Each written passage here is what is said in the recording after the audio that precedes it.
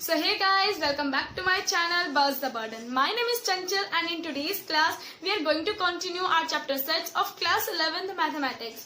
तो हमने अपनी पिछली क्लास में बात की थी एक्सरसाइज 1.3 और 1.4 के बारे में. इस क्लास में हम एक्सरसाइज 1.6 मिसलेनियस एक्सरसाइज ये दोनों एक्सरसाइजेज आज कंप्लीट करेंगे. ठीक है, तो शुरू करते हैं बिना कोई टाइम वेस्ट किए अपनी class. Let's start.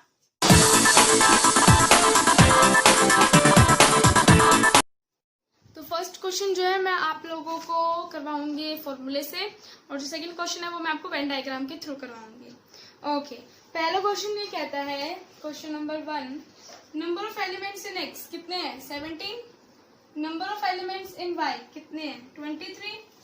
Number of elements in X union Y 38. आप लोगों को क्या निकालना है, number of elements in X intersection Y. तो इसके लिए मैंने आप लोगों को एक फॉर्मूला बताया था पिछली क्लास में. x यूनियन y का क्या होता है formula, nx plus ny minus nx intersection y, है ना. ये गिवन है, कितना गिवन है 38 माइनस nx कितना है 17 माइनस 23 हाँ 23 इज इक्वल टू माइनस निकालना है हमें nx इंटरसेक्शन y. तो इसको सॉल्व करोगे तो आप लोगों के पास आ जाएगा -2. तो minus n X intersection Y, minus से minus cancel 2 n X intersection Y. आप लोगों के पास आंसर आ गया कि एक्स इंटरसेक्शन वाई में कितने एलिमेंट्स है, 2 एलिमेंट्स हैं. ठीक है, सिंपल सा क्वेश्चन था, बहुत सिंपल है. क्वेश्चन नंबर 2 देखते हैं, इसको वेन डायग्राम के थ्रू करवाऊंगी मैं आप लोगों को. Okay, let's start. Question number 2. Okay, number of elements in X union Y आप लोगों को दे रखा है 18. एक्स में 8 एलिमेंट्स, वाई में 15 एलिमेंट्स. आपको बताना है कि एक्स इंटरसेक्शन वाई में कितने एलिमेंट्स हैं. ठीक है, तो वेन डायग्राम बना लेते हैं पहले अपना. वेन डायग्राम देखो,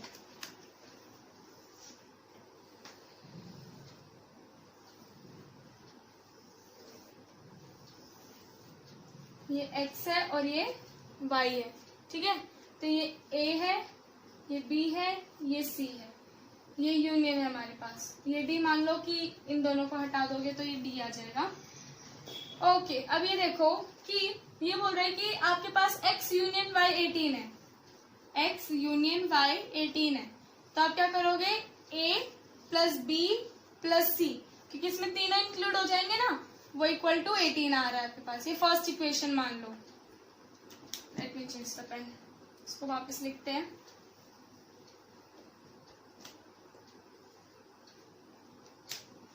देखो, x यूनियन y कितना दे रखा है 18, तो a plus b plus c equal to 18 आ जाएगा.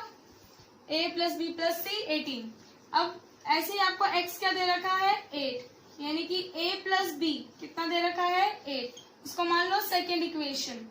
ऐसे ही आप लोगों को एन वाई दे रखा है कितना 15, तो यानी कि b प्लस c कितना दे रखा है 15 दे रखा है.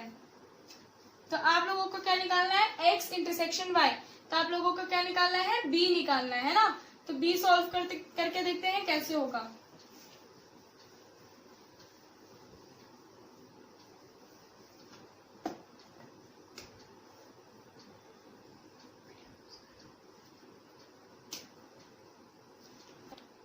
देखो, अब आप लोगों का क्या दे रखी है, ये वाली इक्वेशन दे रखी है ना, इसमें से आप a प्लस बी को 18 माइनस c लिख सकते हो, बिल्कुल लिख सकते हो. अब इस इक्वेशन, ये जो आपके पास इक्वेशन आई ना, उसको सेकंड इक्वेशन में पुट कर दो, यानी कि a प्लस बी 8 दे रखा है, यहाँ a plus B 18 minus c, तो आप लिख सकते हो 18 minus c is equal to 8, बिल्कुल लिख सकते हो. 18 में से 8 माइनस करोगे तो आपके पास आ जाएगा 10, तो c की वैल्यू आ गई आपके पास 10. अब यहाँ देखो b plus C is equal to 15 दे रखा है, third equation. b plus C क्या दे रखा है 15 दे रखा है, तो b प्लस सी की वैल्यू यहाँ से कितनी आई थी 10 आई थी, कितना है 15 है, तो यहाँ से 15 माइनस 10 आ जाएगा 5. ये आपके पास आ गई b की वैल्यू.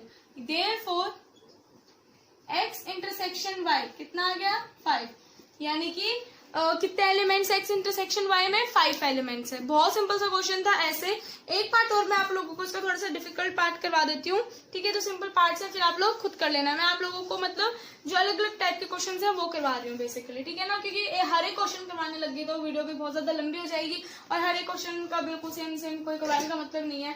तो आप लोग थोड़ा सा होमवर्क में भी तो कुछ करोगे ना, ठीक है। तो नेक्स्ट क्वेश्चन देखते हैं अब इसका। अब आपका जो क्वेश्चन नंबर 3 है, 4 है और 5 है वो बिल्कुल क्वेश्चन नंबर 2 की तरह ही है। तो मैं आप लोगों को क्वेश्चन नंबर 6 करवा देती हूँ, ठीक है। तो देखो क्वेश्चन नंबर 6,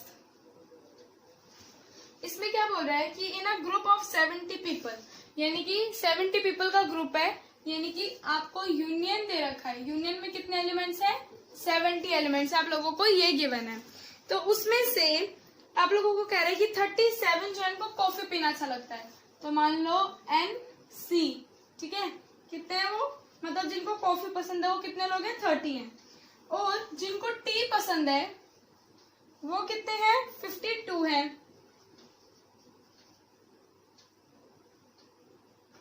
52 है, ठीक है।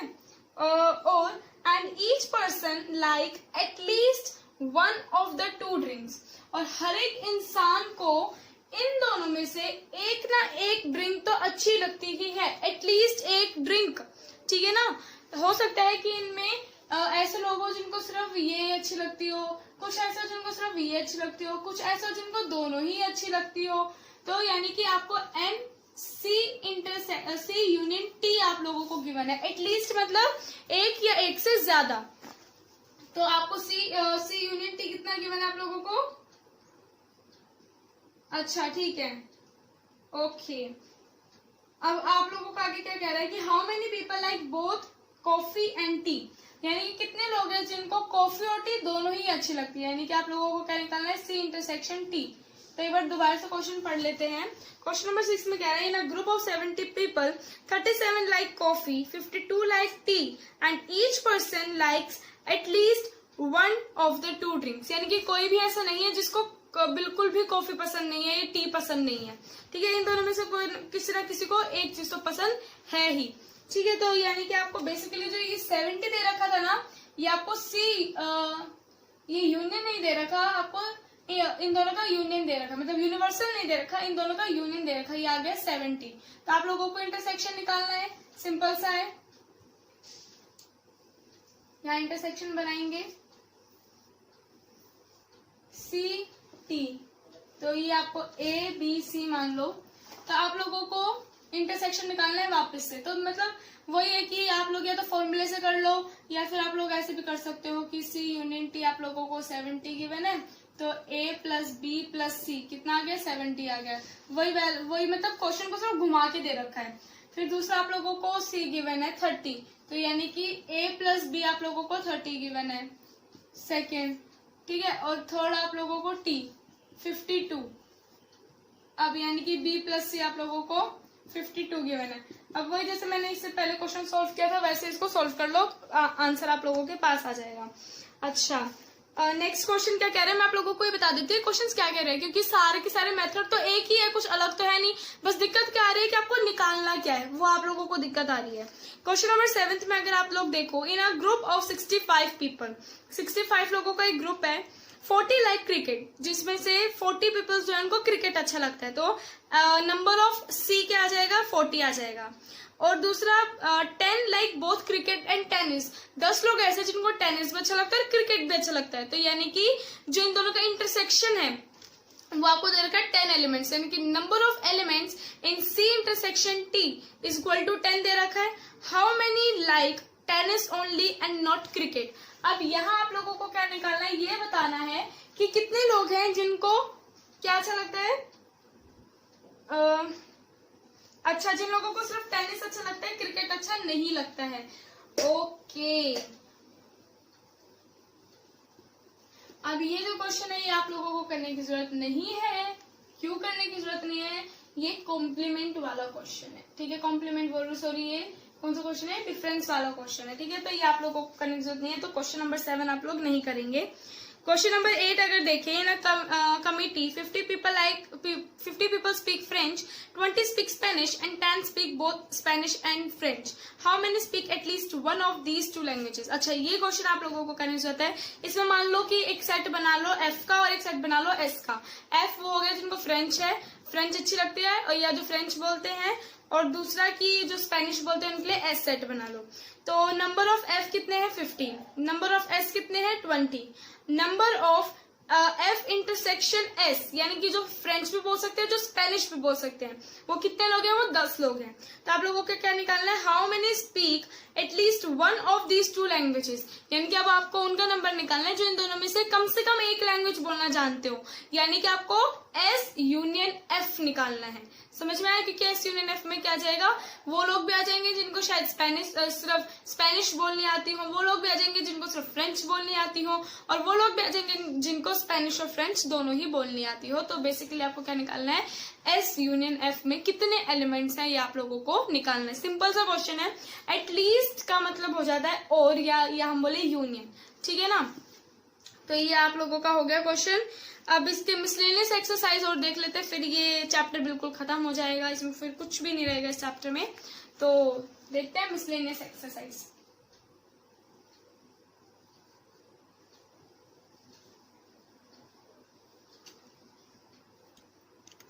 अब देखो मिसलेनियस एक्सरसाइज का क्वेश्चन नंबर 1 देखते हैं। अच्छा, सबसे पहले मिसलेनियस का क्या मतलब होता है, कोई बताएगा ये मिसलेनियस एक्सरसाइज क्या होती है? इसका मतलब होता है जिसमें सारे टाइप के क्वेश्चंस आ जाएं, ठीक है, यानी कि जो भी अभी तक आपने 1.6 तक पढ़ा है वो सारे क्वेश्चंस इसमें इंक्लूडेड है। तो यानी कि इसमें ऐसे क्वेश्चंस भी होंगे जो कॉम्प्लीमेंट और डिफरेंस के होंगे, वो मैं आप लोगों को साथ साथ बता दूंगी जो आपको नहीं करने हैं। अब ओके, तो क्वेश्चन नंबर 1 देखते हैं। Decide among the following sets which sets are subset of one and another, यानी कि आप लोगों को क्वेश्चन नंबर 1 में बताना है कि इन दोनों में से सबसेट एक दूसरे का कौन है। समझ में आया, ये तो सिंपल सा क्वेश्चन है, ये तो आप लोग कर ही लोगे। अगर आप लोगों को इसमें कोई डाउट है तो फिर आप मेरे इंस्टा आईडी पे जाके मेरे को डीएम कर सकते हैं, मैं आप लोगों को बता दूंगी।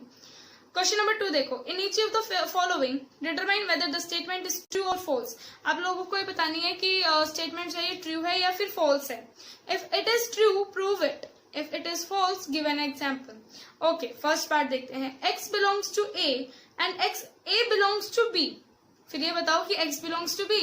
अरे क्या बोल दिया ये, देखो इधर question number 2 first part, x जो है वो a से बिलोंग करता है, एक a सेट है जो x से बिलोंग करता है, और a जो है वो b से बिलोंग करता है। a b से बिलोंग करता है, ऐसे कैसे हो सकता है? a तो एक सेट है तो हम इसको बिलोंग्स टू तो लिख ही नहीं सकते। सेट के लिए तो हम क्या यूज करते हैं, सबसेट यूज करते हैं। तो यानी कि इसको आगे पढ़ने की जरूरत ही नहीं है, यहाँ से पता चल गया कि ये स्टेटमेंट क्या है, ये स्टेटमेंट फॉल्स है। क्यों है ये स्टेटमेंट इनकरेक्ट है? क्योंकि a बिलोंग्स टू b हो ही नहीं सकता, a इंटरसेक्शन b होता है। तो आगे देखने की देखो मेरे को जरूरत पड़ी ही नहीं। अब इसका सेकंड पार्ट देखें, अगर a is the subset of b, चलो ये तो ठीक है, b बिलोंग्स टू c, फिर b बिलोंग्स टू c कहां से आ गया? क्या है ये बुक वाला, ये भी क्वेश्चन इनकरेक्ट है, ठीक है। क्यों? क्योंकि b बिलोंग्स टू c नहीं हो सकता, b is the subset of c हो सकता है। समझ में आया?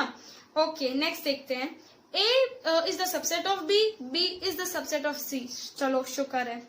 ओके, तो ये बता रहे हैं कि a is the subset of c। ये बोल रहा है कि अगर a b का सबसेट है, थर्ड पार्ट,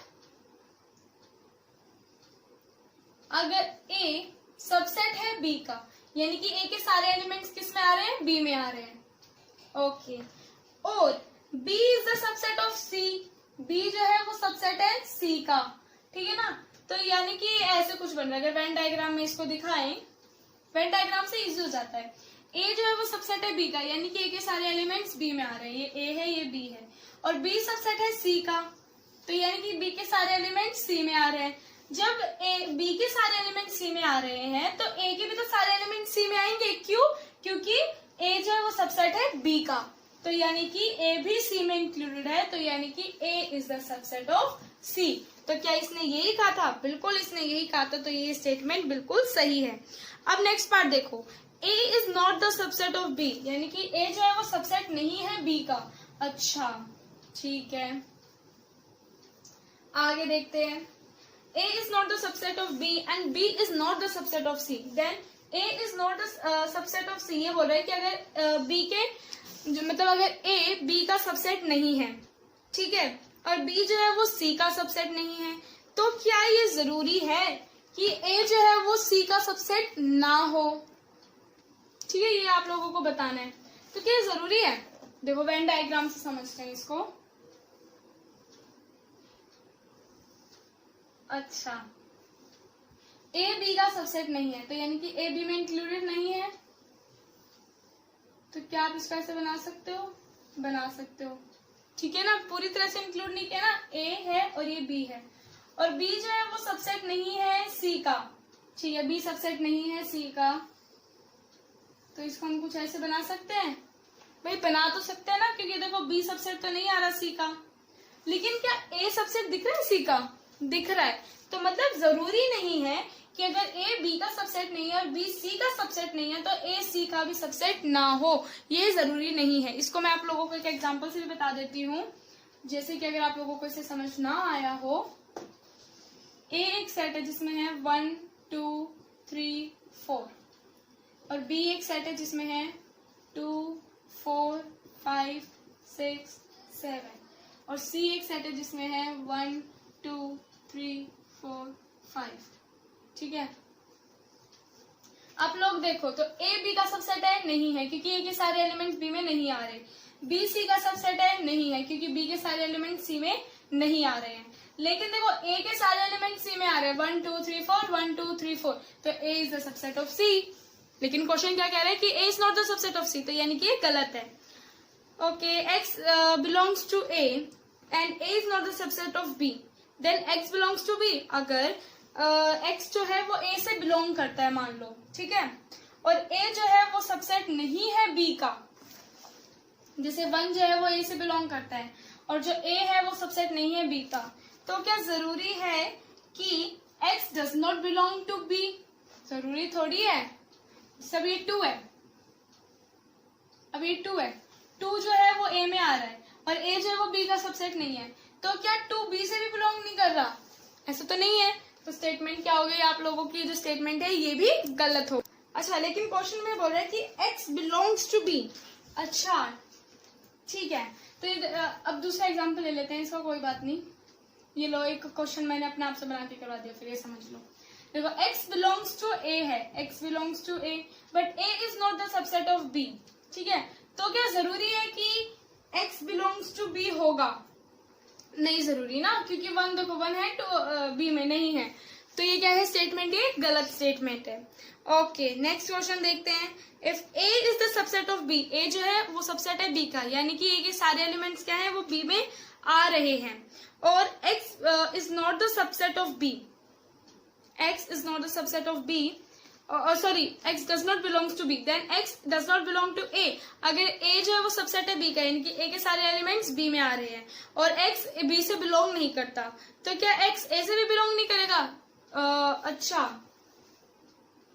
नहीं जरूरी, हाँ ठीक है, क्योंकि a के सारे एलिमेंट्स तो b में है ना, और b में अगर x नहीं है तो a में कैसे हो सकता है x, ठीक है।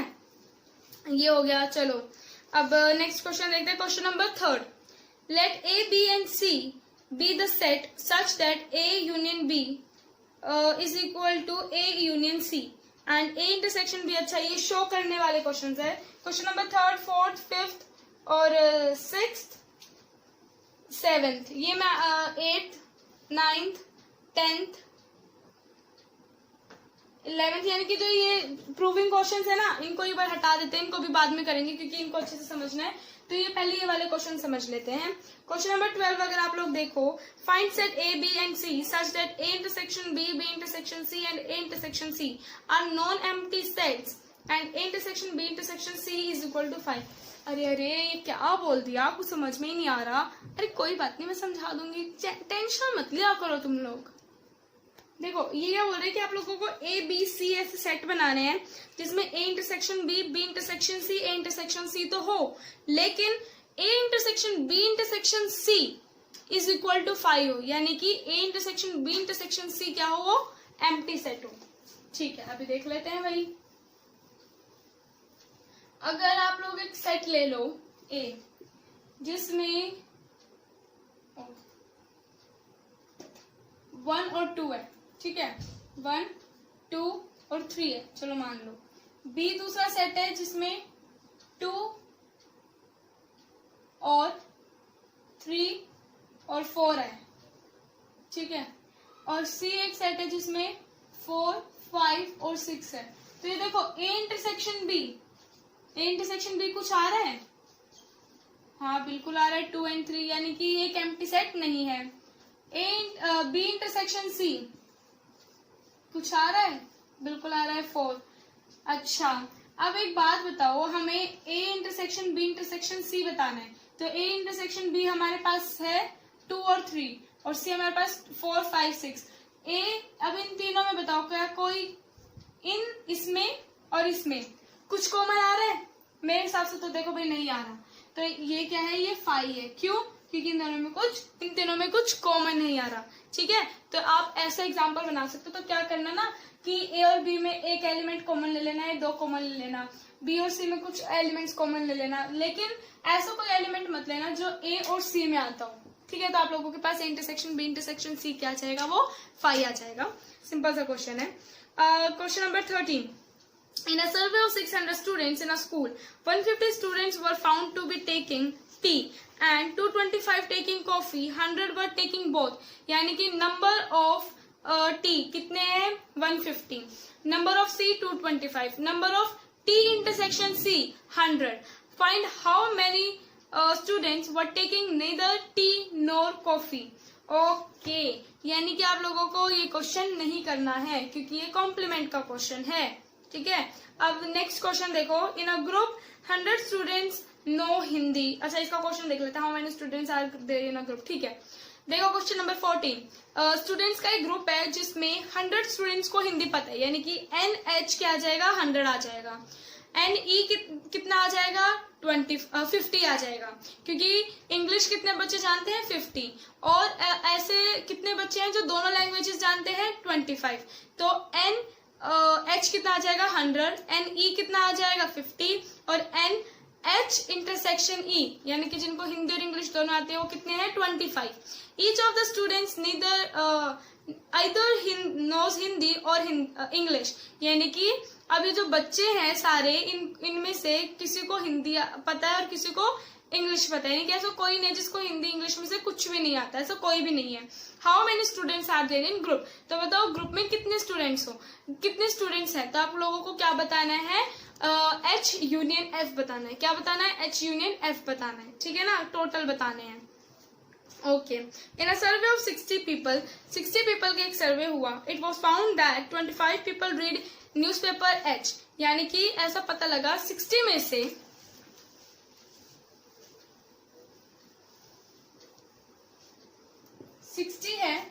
60 में से 25 जो है वो क्या पढ़ते हैं? H न्यूज़पेपर पढ़ते हैं, ठीक है ना।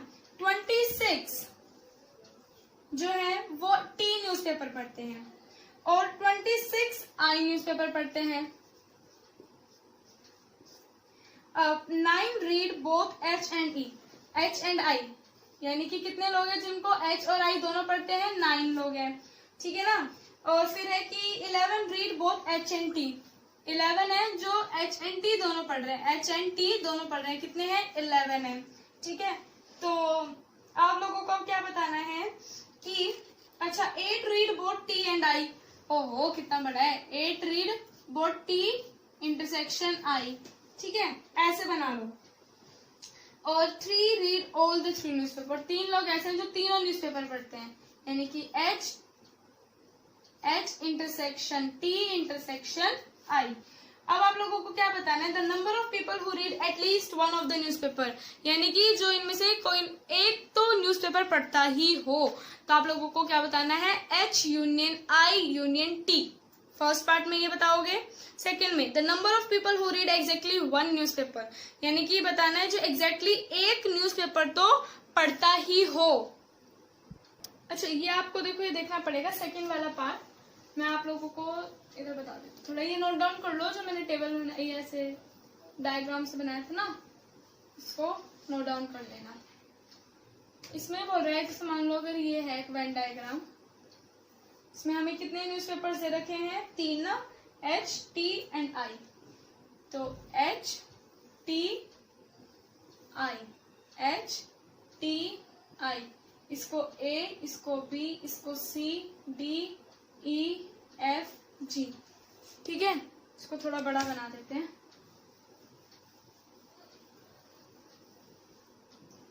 ओके, ये पूरा बना देते हैं इसको। H T I, H T I, A B C D E F जी।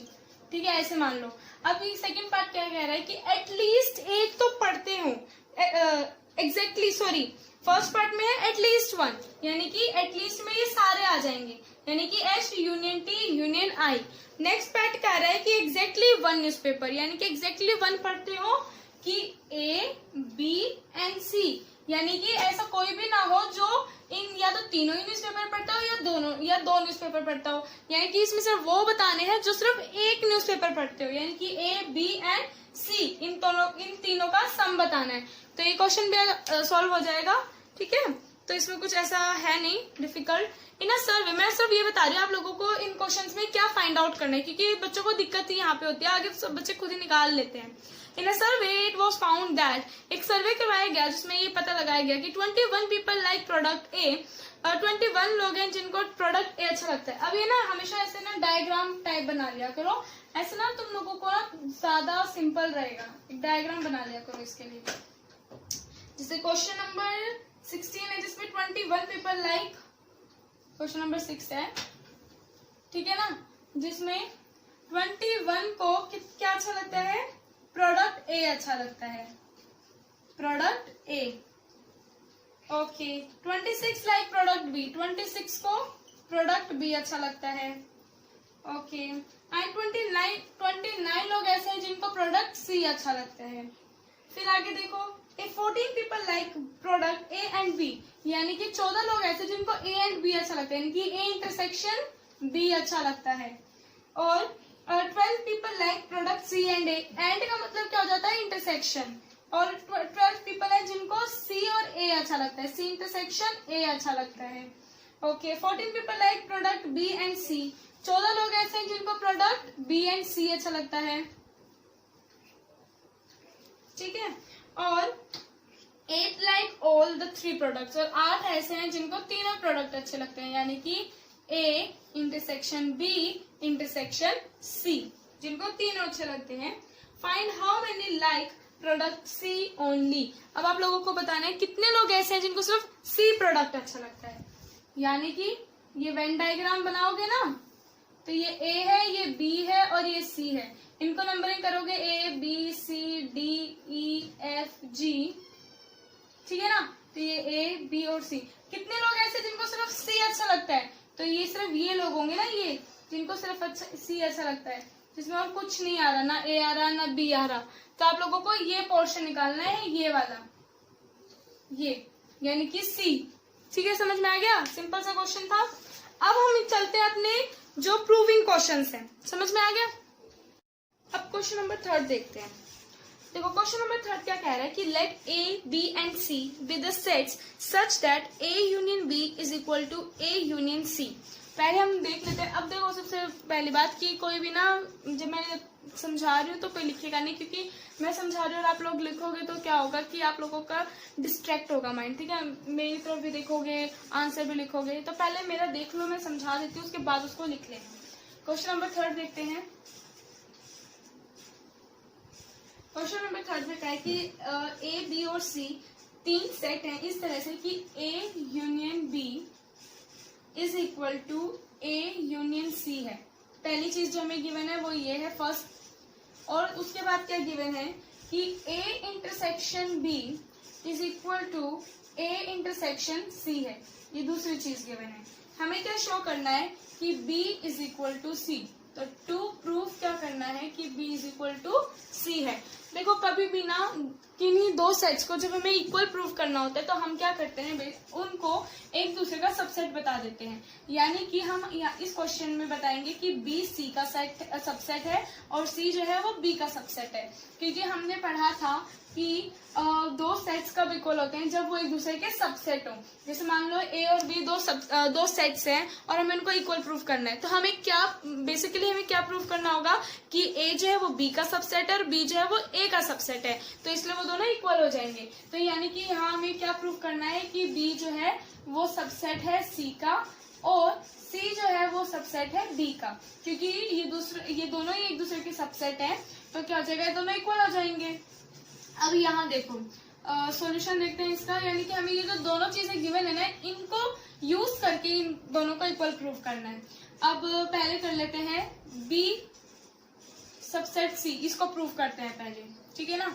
तो यहाँ देखो let x belongs to b, मान लेते हैं कि x किससे बिलोंग करता है, b से बिलोंग करता है। अब x अगर b से बिलोंग करेगा तो वो a यूनियन b में भी आएगा, क्योंकि a यूनियन b में a के भी सारे एलिमेंट्स हैं, b के भी सारे एलिमेंट्स हैं, तो यानी कि a यूनियन b में x भी आएगा, ठीक है। तो x belongs to a union b हो जाएगा, x belongs to a union b हो जाएगा। अब a यूनियन b हमें पता है किसके इक्वल है, a यूनियन c के इक्वल है, समझ में आया। a यूनियन b हमें पता है a यूनियन c, तो हम a यूनियन b की जगह a यूनियन c भी लिख सकते हैं। तो x belongs to a union c from first, ठीक है, ऐसे लिख लो।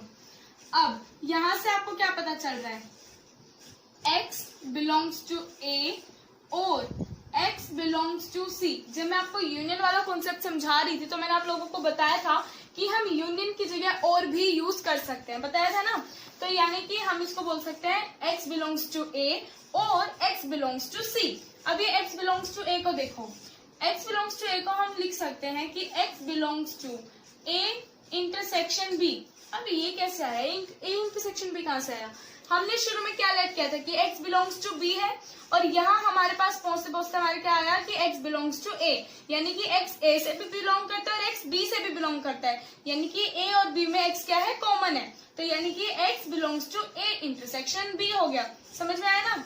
तो अब यहाँ पे a इंटरसेक्शन b किसके इक्वल है, a इंटरसेक्शन c के, तो x belongs to a intersection c, ठीक है, जिसका क्या मतलब हुआ, x बिलोंग्स टू a और नहीं and x belongs to a and x belongs to c आ गया, समझ में आया ना। तो यानी कि अगर आप देखो यहाँ से भी हमारे पास ये आ गया और यहाँ से भी हमारे पास ये आ गया, यानी कि x b से भी बिलोंग करता है और x c से भी बिलोंग करता है, विच इम्प्लाइज कि b is the subset of c। क्या है, b c का सबसेट है। अब इसको नोट डाउन कर लो। अब हम बात करेंगे कि ये हमने प्रूफ कर दिया b is the subset of c, अब हम प्रूफ करेंगे कि c is the subset of b, और अगर ये दोनों एक दूसरे के सबसेट हैं तो ये दोनों इक्वल हो जाएंगे। इसको आप लिख लेना इक्वेशन थर्ड, ठीक है ना। हमने क्या प्रूफ कर दिया, b is the subset of c, इसको एक बार नोट डाउन कर लो वीडियो पॉज करके। अब हम प्रूफ करेंगे कि c is the subset of b, c is the subset of b। अब हमें क्या प्रूफ करना है, ये प्रूफ करना है, ठीक है ना। तो प्रूफ करते हैं। अब हम यहाँ लेट कर लेते हैं, let x belongs to c। क्या अब हम क्या लेट करेंगे, let x belongs to c, क्योंकि हमें क्या प्रूफ करना है, c is the subset of b। जब हमें ये प्रूफ करना था ना कि एक दूसरे का सबसेट है, तो हम एलिमेंट को लेट कर लेते हैं कि x बिलोंग्स टू c, ठीक है। तो यहाँ पे हमने क्या कर दिया, लेट x तो हमने कर लिया था, यहाँ y लेते हैं, let y belongs to c। अब उससे क्या होगा, which implies y belongs to a union c, है ना। अगर y c से बिलोंग कर रहा है तो y a यूनियन c से भी बिलोंग करेगा, क्योंकि a यूनियन c में a के भी सारे एलिमेंट्स और c के भी सारे एलिमेंट्स है, ठीक है। Which implies y belongs to a union b। अब a यूनियन b कहां से आया, क्योंकि a union c is equal to a union b है, इसलिए हम लिख देंगे फ्रॉम फर्स्ट, क्योंकि a union c is equal to a union b, तो a यूनियन c की जगह हम a यूनियन b लिख सकते हैं, ठीक है। अब उसके आगे क्या करेंगे, यानी कि यहाँ से y belongs to a union b का मतलब है कि y बिलोंग्स टू a और y बिलोंग्स टू b, जैसे कि हमने पीछे किया। यूनियन को हम और भी लिख सकते हैं। अब इधर देखो y बिलोंग्स टू a है, y बिलोंग्स टू a को आप क्या लिख सकते हो? अब यहाँ देखो y बिलोंग्स टू c भी था, हमने प्रूव कर दिया y बिलोंग्स टू a, यानी कि a और c में दोनों में क्या चीज कॉमन है? y। तो y belongs to a intersection c आ जाएगा, दोनों में कॉमन है इसलिए। अब ये a इंटरसेक्शन c किसके इक्वल था? a इंटरसेक्शन b के, है ना? तो इसको हम लिख सकते हैं y belongs to a intersection b from second. ठीक है, यानी कि इससे क्या पता चल गया? y belongs to a and y belongs to b। यहाँ पे भी हमने प्रूव कर दिया y बिलोंग्स टू b, और ये y बिलोंग्स टू a को हमने बना दिया y belongs to b prove करके, इन सब चीजों को यूज करके, विच इम्प्लाइज कि c is the subset of b, कि c क्या है? b का सबसेट है। ये समझ में आया? अब इसको मान लो फोर्थ। ठीक है, अब यहां से इसको नोट डाउन कर लो एक बार पॉज करके। अब हमने, अगर हम थर्ड को और फोर्थ को कंपेयर करें, हमने थर्ड में प्रूव किया कि B is the subset of C, और अभी हमने फोर्थ इक्वेशन में प्रूव किया कि C is the subset of B। तो फ्रॉम थर्ड एंड फोर्थ क्या मिल गया? B is equal to C। B क्या है? C के इक्वल है। तो ये क्वेश्चन यहाँ कंप्लीट होता है। अब क्वेश्चन नंबर 4 देखते हैं, एक बार नोट डाउन कर लो, अच्छे से समझ में आ गया होगा आप लोगों को। अब क्वेश्चन नंबर 4 देखते हैं।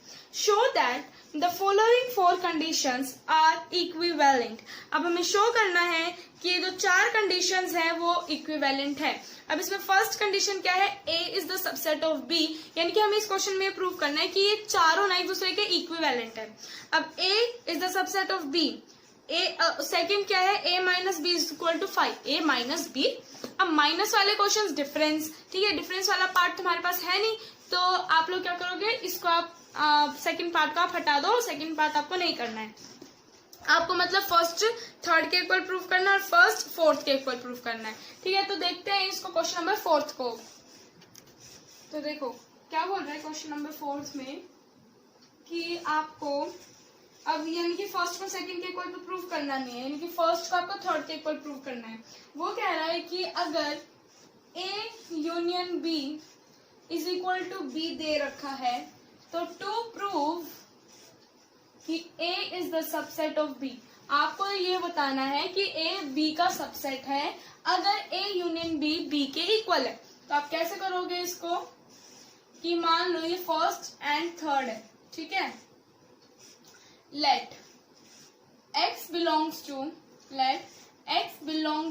a, मान लो कि x a से बिलोंग करता है, which implies x belongs to a union b, है ना? अगर वो a से बिलोंग करता है तो वो a यूनियन b में तो ऑफ कोर्स होगा ही, क्योंकि a यूनियन b में a के भी एलिमेंट्स और b के भी एलिमेंट्स हैं। ठीक है, तो अगर वो a यूनियन b से बिलोंग करता है तो वो किसके इक्वल? हमें पता है कि a यूनियन b किसके इक्वल है? b के इक्वल है। तो हम a यूनियन b को b लिख सकते हैं, बिल्कुल लिख सकते हैं, यानी कि x बिलोंग्स टू b आ गया। देखो वापस से हमने लेट किया x बिलोंग्स टू a, जिससे हमने बोला कि x belongs to a union b, क्योंकि अगर वो a में इंक्लूडेड है x तो वो a यूनियन b में भी आएगा, क्योंकि a यूनियन b में a के भी सारे एलिमेंट्स और b के भी सारे एलिमेंट्स हैं। अब हमें गिवन है क्वेश्चन में कि a union b is equal to b है, तो हम a यूनियन b की जगह b लिख सकते हैं, which implies x belongs to b। ठीक है, x बिलोंग्स टू b का मतलब है कि a is the subset of b, यानी कि a जो है वो b का सबसेट है। तो यानी कि फर्स्ट और थर्ड पार्ट तो हो गया हमारा इक्विवेलेंट। अब हम देखते हैं फर्स्ट और फोर्थ पार्ट को इक्विवेलेंट कैसे करें। फोर्थ पार्ट क्या कह रहा है कि अगर a इंटरसेक्शन b a के इक्वल है तो a is the subset of b। क्या बोल रहा है? अगर a intersection b is equal to a के इक्वल है तो टू प्रूव कि a is the subset of b। अब आप देखो यहाँ पे क्या करोगे? लेट करोगे x बिलोंग्स टू a, क्योंकि a को सबसेट बताना है ना b का, तो हम x को किसके बिलोंग करेंगे? a के। ठीक है, x belongs to a, which implies कि x belongs to a intersection b। अरे a इंटरसेक्शन b कहाँ से आया? क्वेश्चन में देखो आपको ए किसके इक्वल दे रखा है, ए इंटरसेक्शन बी के इक्वल, तो ए की जगह हम ए इंटरसेक्शन बी लिख सकते हैं, बिल्कुल लिख सकते हैं। तो हमने लिख दिया x belongs to A intersection B, जिसका मतलब क्या है कि x belongs to A and x belongs to B, क्योंकि इंटरसेक्शन की जगह हम एंड भी यूज करते हैं इसलिए। ठीक है, अब हमने क्या कर दिया, हमने लेट किया था एक्स बिलोंग्स टू ए और किसके इक्वल आ गया, एक्स बिलोंग्स टू बी, तो ए किस इक्वल, जो ए है वो क्या हो गया, सबसेट ऑफ बी हो गया। समझ में आया? तो ये जो था, अगर हमने प्रूव कर दिया कि A is the subset of B, hence proved. ये हैंस प्रूव्ड लिखना बड़ा अच्छा लगता है ना, जब क्वेश्चन हो जाता है वो मैथ्स का क्वेश्चन हो गया। अब क्वेश्चन नंबर 5, अरे क्वेश्चन नंबर 5 तो डिफरेंस का है, मौज हो गई। चलो क्वेश्चन नंबर 5 आप लोगों को अब नहीं करना है। अब देखते हैं क्वेश्चन नंबर 6। उससे पहले ये जो क्वेश्चन है ये नोट डाउन कर लो। अब देखो क्वेश्चन नंबर 6 क्या कह रहा है कि क्वेश्चन नंबर 6 एज्यूम कर लो, यानी कि आपको गिवन है कि power set of A is equal to power set of B, ये आपको गिवन है। ठीक है, तो आपको प्रूव करना है टू शो कि A is equal to be है। और अभी अभी मैंने बताया अगर हमें दो सेट्स को इक्वल प्रूफ करना है तो हमें क्या प्रूफ करना है, बेसिकली कि वो एक दूसरे के क्या है, सबसेट है। ठीक है, हमें क्या प्रूफ करना है कि ये दोनों एक दूसरे के सबसेट है, यानी कि A is the subset of B and B is the subset of C. तो हम पहले प्रूफ करेंगे कि A is the subset of B. पहले क्या प्रूफ करेंगे कि A is the subset of B. इधर देखो, अब पहले देख लो कि मैं क्या कैसे कर रही हूँ। हम लेट कर लेंगे, जैसे हम हमेशा करते हैं जब भी हम सबसेट प्रूफ करते हैं एक को दूसरे का, तो हम क्या करते हैं, लेट एक्स बिलोंग्स टू, जो इस साइड होता है, इस साइड क्या है, ए, late x belongs to A. अब ये देखो फॉर एग्जाम्पल अगर ए एक सेट है, उसमें 1 और 2 दो एलिमेंट है, 1 और 2 दो एलिमेंट है, तो हम कह सकते हैं 1 बिलोंग्स टू ए, कह सकते हैं। अब मैं बोलूँ कि भाई इसके सबसेट, पॉसिबल सबसेट्स बनाओ, तो आप क्या बनाओगे, 1 2 3 1 2 है ना, और एक क्या हो जाएगा, 5 हो जाएगा, है ना, ये 5 हो जाएगा, यानी कि 4 हो गए। यानी कि 1 बिलोंग्स टू ए है और 1 जो है ये वाला 1 क्या है, सबसेट है ए का। अब इस 1 को अगर आप x मान लो, ऐसे x, हमने ये लिखा ना x बिलोंग्स टू ए, तो इस 1 की जगह भी x लिख दोगे और इसको हमने एक नाम दे दिया कैपिटल X। क्या नाम दे दिया हमने इसको, एक कैपिटल X। ठीक है, तो अगर x बिलोंग्स टू a है तो x is the subset of a because x belongs to x। जैसे यहाँ पे ना x बिलोंग्स टू x है, राइट, विच इम्प्लाइज, ठीक है, तो x is the subset of a, यानी कि यहाँ हम लिख दें इसको x is equal to x। ध्यान से समझना, वापस समझा देती हूँ। मान लो a जो है वो 1 और 2 है, तो हम बोल सकते हैं कि 1 belongs to A, 1 belongs to A. अब मैंने बोल दिया कि इसके जितने भी पॉसिबल सबसेट्स है वो बनाओ, तो आपने सबसेट्स बना दिए 1 2 5, है ना।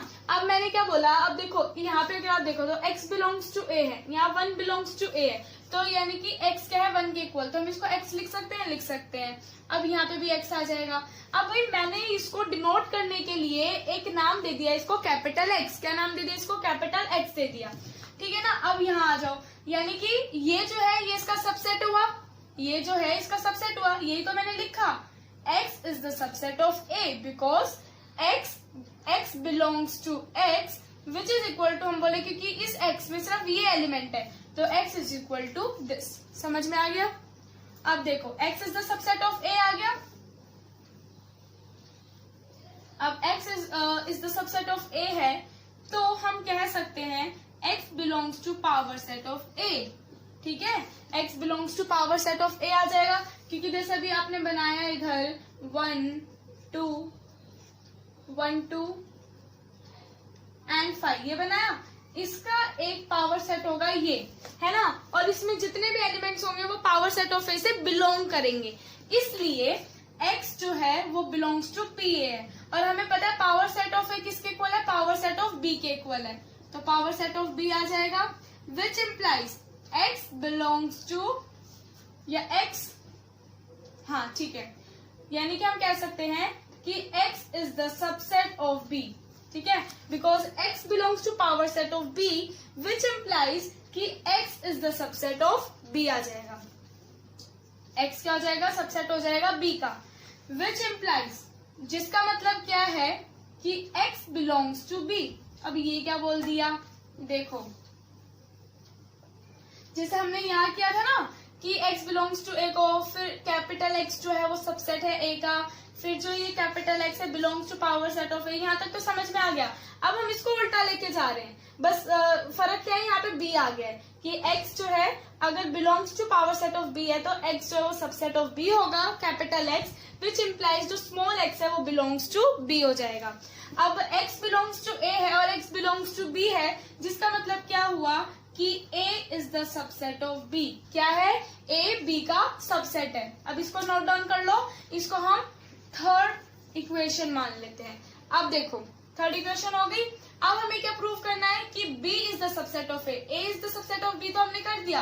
अब हम क्या करेंगे, b is the subset of a। कैसे करेंगे, b is the subset of a, हम लेट कर लेंगे, let y belongs to b, क्योंकि अब यहाँ पे क्या रखा है हमने, b रखा है, तो let y belongs to, small y आएगा इधर, let y belongs to b। अब जैसे मैंने आपको वहां समझाया था कि x बिलोंग्स टू b वाला समझाया था ना, तो उसी तरह से वही फॉर्मूला हम यहाँ क्या लिख देंगे कि कैपिटल Y या स्मॉल y बिकॉज, या एक मिनट रुको, ठीक है, y बिलोंग्स टू b हमने लिख दिया and y is the subset of b। ये कह सकते हैं y is the subset of b because small y belongs to y, which implies कि y जो है उसमें सिर्फ एक ही सेट है ये, इसलिए ये क्या हुआ, y is the subset of b। y क्या हो गया, सबसेट हो गया b का। अब y सबसेट है b का तो वो बिलोंग्स टू होगा पावर सेट ऑफ b। समझाया था जैसे भी x का समझाया था वैसे ही b का है। अगर नहीं समझ में आया तो वीडियो थोड़ी सी रिवाइंड कर लेना, ठीक है। तो y belongs to power set of b, और पावर सेट ऑफ b किसके इक्वल है, पावर सेट ऑफ a के इक्वल है, power set of a।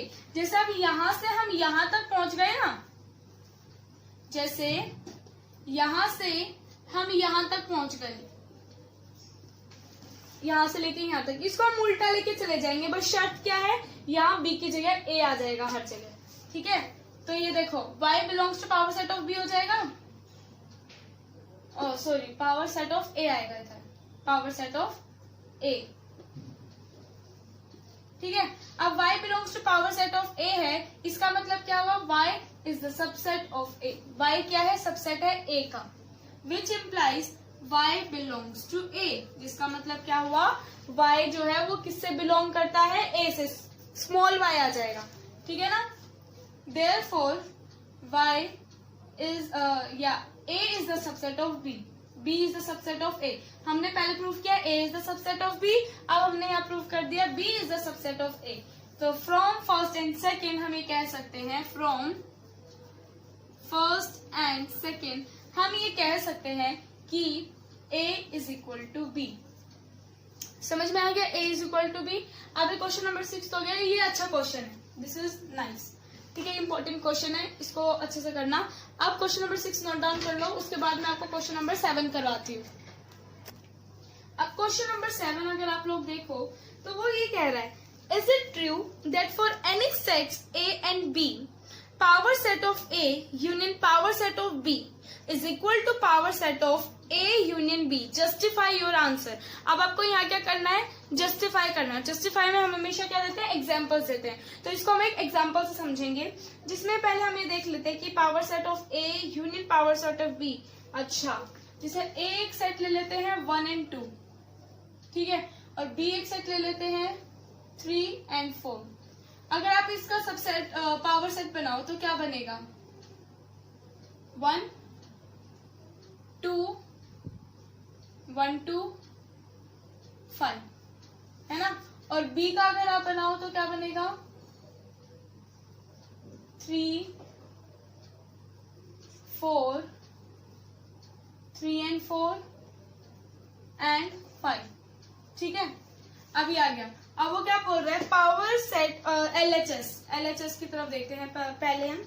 Power set of A union power set of B क्या आ जाएगा बताओ, 1 क्या आ जाएगा 1 2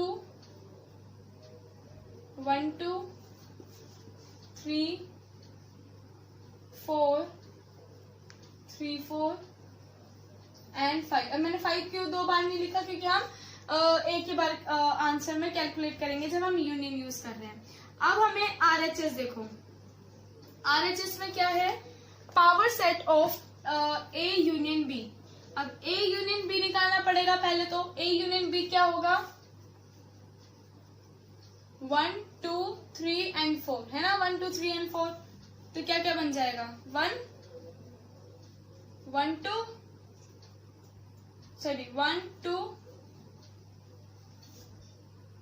3 4 1 2 और 1 3 1 4 2 3 2 4 3 4 और 5। ठीक है, और बनेंगे 1 2 3 4 1 2, हाँ बनेंगे ना, यानी कि बहुत सारा जाएगा। ठीक है, आप लोग बना लेना 1 2 3 1 2 4, बहुत आगे तक जाएगा। ठीक है, मैं सारे नहीं बना रही हूँ, डैश डैश डाल रही हूँ।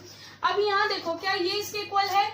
क्यों नहीं है, ये इसके इक्वल नहीं है, नहीं है ना, क्योंकि देखो यहाँ पे 1 2 3 1 2 3 4 1 2 3 4 आ रहा है, 5 आ रहा है। इसमें क्या है 1 3 आ रहा है, क्या इसमें कहीं 1 3 आ रहा है? नहीं आ रहा, तो ये जो है वो इसके इक्वल नहीं है। समझ में आ गया? ये सब आप एग्जाम्पल के थ्रू आप समझा सकते हो क्वेश्चन नंबर 7, क्योंकि इसमें सब जस्टिफाई और आंसर बोला है, तो जरूरी नहीं है कि आपको पूरा उसको प्रोसेस से करके दिखाओ। ठीक है, अब क्वेश्चन नंबर 8 देखते हैं। क्वेश्चन नंबर 8 देखते हैं क्या कहता है। Question number 8, show that for any set A and B A is equal to, अच्छा नहीं, ये क्वेश्चन आपको नहीं करना है, क्योंकि यहाँ पे डिफरेंस वाला क्वेश्चन आ गया ना, a माइनस बी, तो वो आप मत करना। क्वेश्चन नंबर 9 देखते हैं। यूजिंग प्रॉपर्टी, जो मैंने आपको प्रॉपर्टी करवाई थी ना फर्स्ट क्लास में, फर्स्ट या सेकंड क्लास में, उसमें देखना आप लोग जाके, उसमें सेट्स की प्रॉपर्टीज है, उनको यूज करके हमें क्वेश्चन करेंगे। हमें प्रूफ करना है ए यूनियन ब्रैकेट में A intersection B is equal to ए।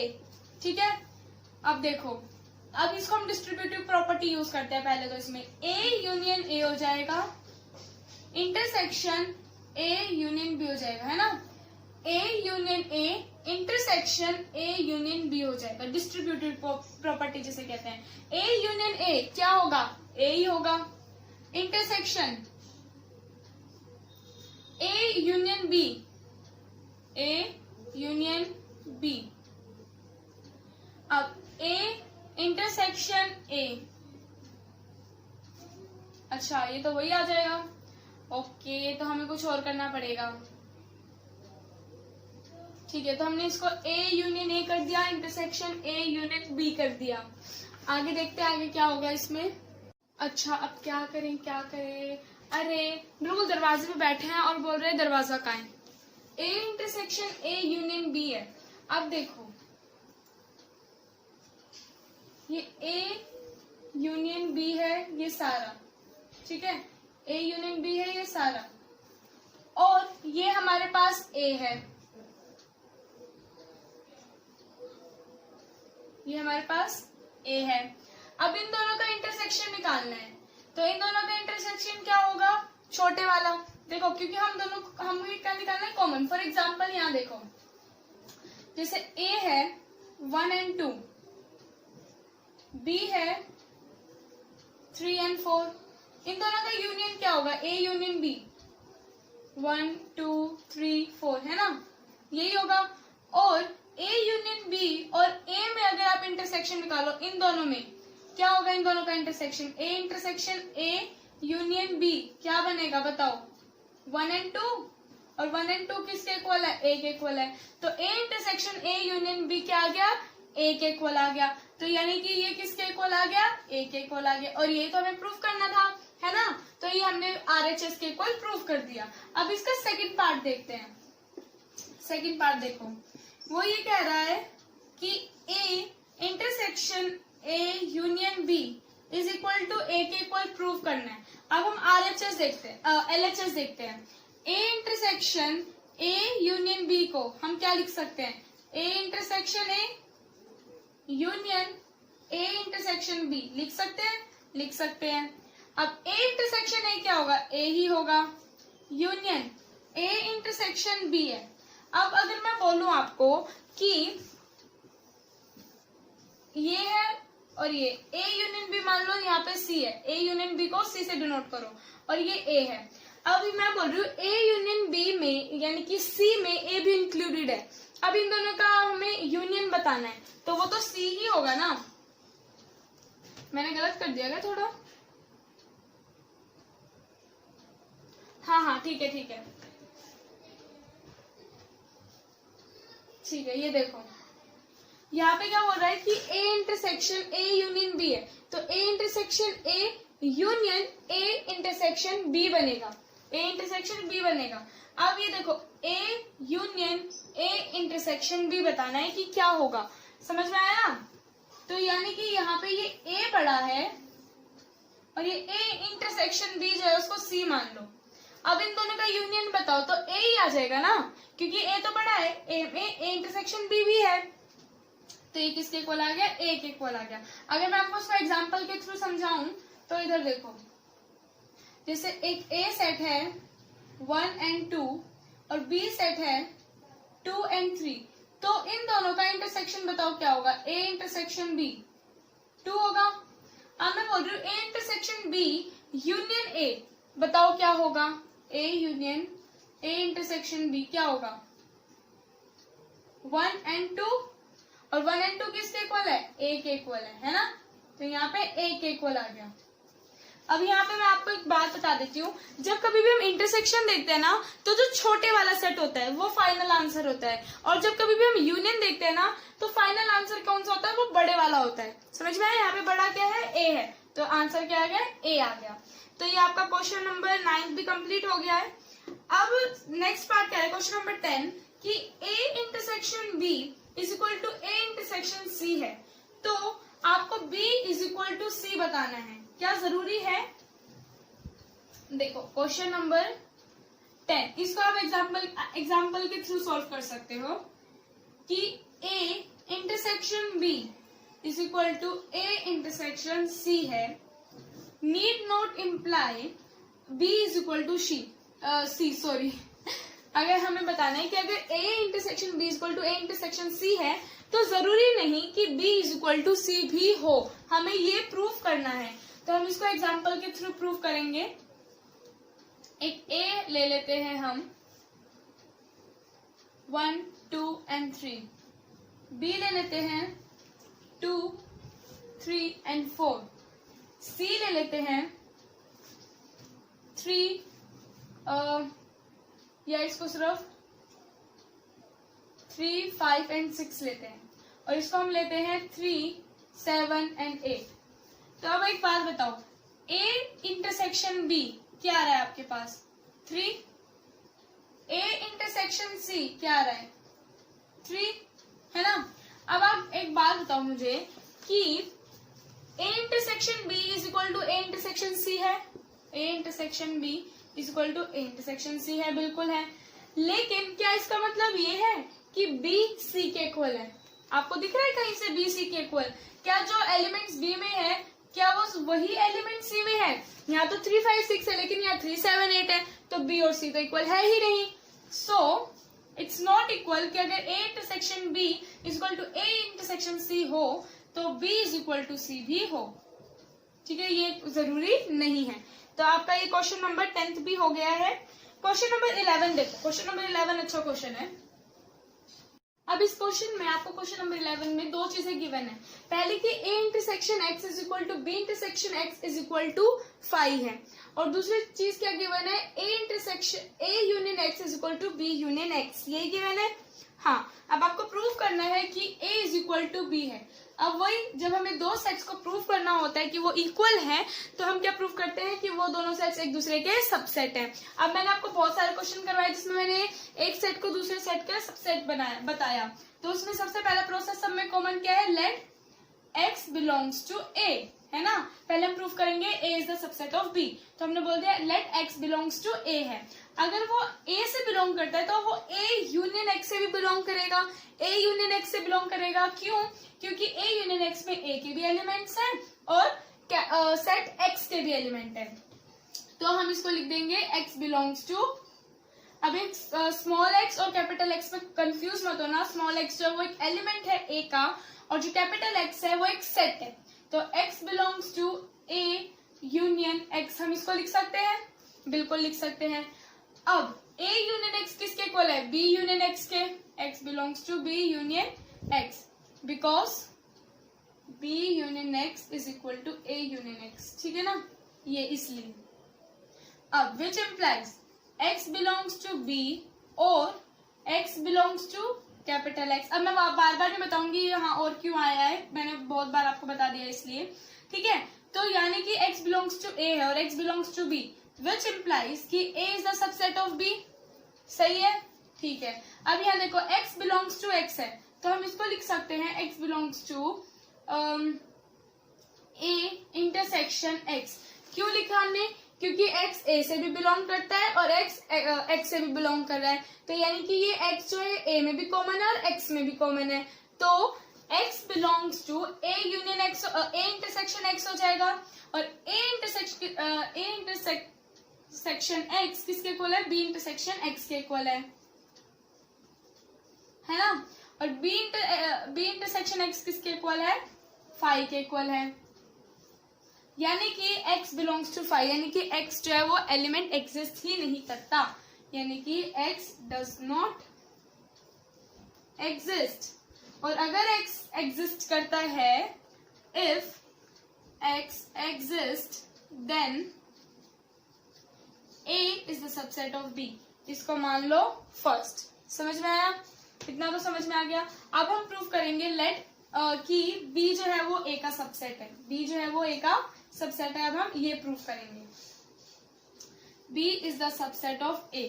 वही सेम प्रोसेस होगा, let y belongs to b, b से बिलोंग कर रहा है y, विच इम्प्लाइज कि y belongs to b union x, वही सेम उसी तरह से, विच इम्प्लाइज कि y जो है b यूनियन x आ गया, यानी कि y belongs to a union x, because b union x is equal to a union x, ठीक है।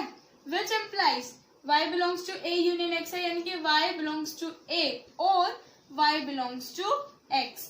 अब यहाँ से जो y है वो b से भी बिलोंग करता है और a से भी बिलोंग करता है, which implies b is the subset of a। और यहाँ से अगर हम देखें तो हम लिख सकते हैं इसको y बिलोंग्स टू, क्योंकि वो b से भी बिलोंग कर रहा है x से भी बिलोंग कर रहा है, that y belongs to b intersection x, और b इंटरसेक्शन x किसके इक्वल है, फाई के इक्वल है। यानी कि जो y है वो एग्जिस्ट ही नहीं करता, और अगर वो एग्जिस्ट कर रहा है तो b जो होगा वो सबसेट होगा a का, ठीक है। तो इसको हमने बोल दिया सेकंड, तो from first and second b a is equal to b आ जाएगा। समझ में आया, ये आपका क्वेश्चन नंबर 11 भी यहाँ पे कंप्लीट हो गया है। अब हम क्वेश्चन नंबर 12 तो मैंने आप लोगों को करवा दिया है, तो यहाँ आप लोगों की मिसलेनियस एक्सरसाइज कंप्लीट हो जाती है। और जो भी मैंने आज आप लोगों को करवाया वो सब कुछ आप लोगों को रिवाइज करना है, क्योंकि मिसलेनियस के जो क्वेश्चंस है वो बहुत ही इंपॉर्टेंट क्वेश्चंस है, ठीक है। तो सबसे जरूरी काम रिवीजन करना, और दूसरा जो सबसे जरूरी काम है वो क्या करना है, मेरी वीडियो को लाइक कर देना, शेयर कर देना, चैनल को सब्सक्राइब कर देना, और बेल आइकन को ना प्रेस करना बिल्कुल भी मत भूला करो गाइस, क्योंकि उससे आपको ना मेरे ना लेटेस्ट वीडियोस के नोटिफिकेशंस मिलते रहेंगे, ठीक है ना। तो मिलते हैं अगली वीडियो में नए चैप्टर के साथ, तब तक के लिए बाय बाय फ्रेंड्स।